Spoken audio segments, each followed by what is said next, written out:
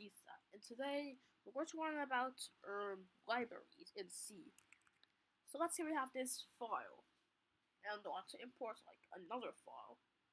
We can do this. Let's select it as edio.h. It's actually another file stored on my computer. So let me just open it up. This is the full stdio.h file. I mean that's pretty long and stuff.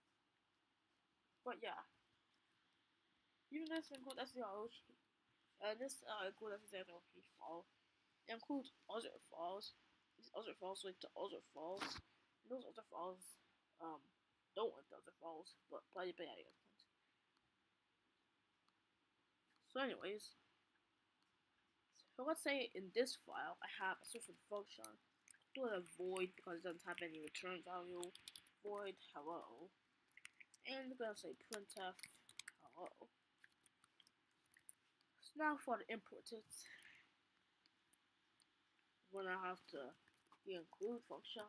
You might think, oh, you have to use these brackets, like the same way you do in the D.